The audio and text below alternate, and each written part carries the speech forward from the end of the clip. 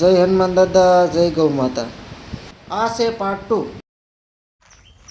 બધા ગાયો અને ભેંસોને નીણ નાખી દીધી છે અને હવે થોડુંક આપણે વાડી છે એટલે વાડીનું કામ પણ કરવું પડે, સાથે સાથે ડેરી ફાર્મ સાથે સાથે ફાર્મિંગ પણ કરીએ છીએ આપણે.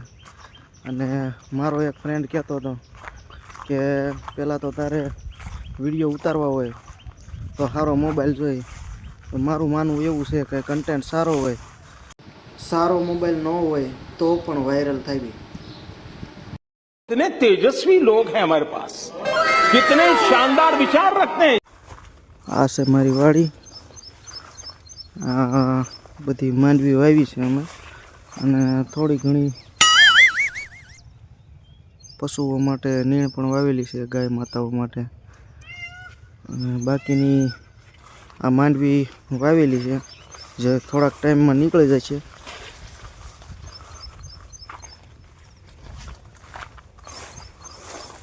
આપણે જોઈએ કેવી બેઠી છે માંડવી.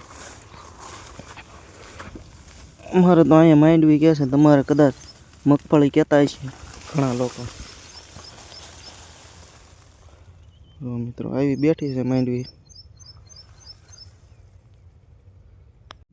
આ મગ ઉતારવાના છે ફાઇનલી આપણે. હવે ગાયોનું થોડુંક કામ પૂરું થઈ ગયું એટલે હું આવી ગયો આ મગ ઉતારવાનું ચાલુ કરવા.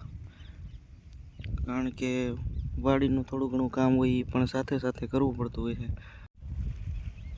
મિત્રો આ જો આ ગઢિયા એરુંનો ભોણ હશે એટલે અહીંયા તો પાણા પીડ્યા છે. આવો ભોણ જ્યાં કાંઈ હોય ને ત્યાં તમારે સમજી લેવાનું કે ગઢિયા એરુંનો ભોણ હોય. જો આ પાણા બધાય અને પાણા કાઢેલા અને આ ગઢિયા એરુંનો ભોણ હોય એટલે. તો મિત્રો બધી ગાયોએ ખાઈ ચૂક્યા છે. તો હવે બધાને તરસ પણ લાગી ગઈ છે, તો એને પાણી પાઈ દેવી.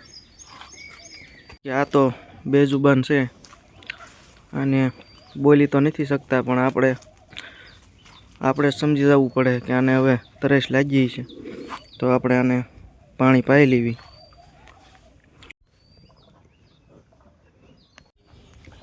અને આ છે મારી ફેવરિટ ગા.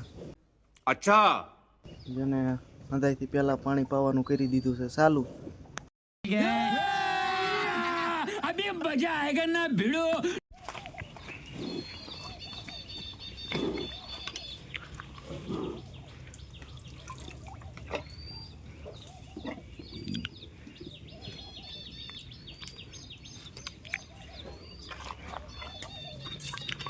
આ ગા એટલી હોજી છે કે એની તમે વાત જવા દો. નાનું છોકરું પાસે હોય તો પણ એ अबे जल्दी बोल, कल सुबह पनवेल निकलना है. મારતી નથી અને એટલી હોજી છે.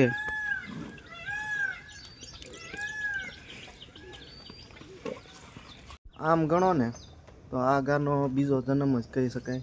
કારણ કે આને જ્યારે લંપી વાયરસ આવ્યો હતો ત્યારે આની હાલત બહુ ખરાબ થઈ ગઈ હતી. અને એટલો વાયરસ ભયાનક આવી ગયો હતો આને કે આ બધા જે તમને ડાઘ દેખાય છે એની અંદર જીવાત પણ પડી ગઈ હતી, ઈવળું પડી ગઈ હતી. અને જે આ એનો ભાગ રહ્યો ને, આ ભાગ તો એને હોજીને દડા જેવો થયો હતો. જે અમે આની ખૂબ સેવા કરી હતી ત્યારે, અને લીમડાનું પાણી અને હળદર ને એવા દેશી ઉપચારનો ઉપયોગ કરીને અને અમે આની સારવાર કરી હતી. અને ભગવાનની દયાથી અને માતાજીની દયાથી ગાયને કાંઈ થયું નહીં. એટલે આમ ગણો એટલે આનો બીજો જન્મ જ છે. અને એકવાર તો બેસી ગઈ હતી અને એને શ્વાસ સરખો લેવાતો નહોતો. એટલે પછી અમે 7-8 જણા થઈ અને આને પડખું ફેરવ્યું હતું. ત્યારે એને શ્વાસ લેવાનું ચાલુ કર્યું હતું. જો ત્યારે ટાઈમસર જો એને પડખું ન ફેરવ્યું હોત તો એ આજ આગા હયાત ન હોત. ઊભી થાય, હાલ પાણી પીવા ઊભી થા. હાલ હાલ હાલ.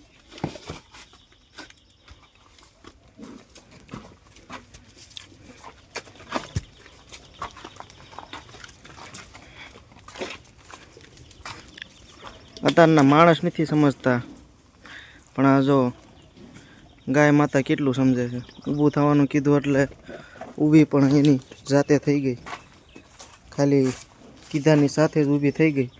અને જો પાણી પીવા માંડી છે.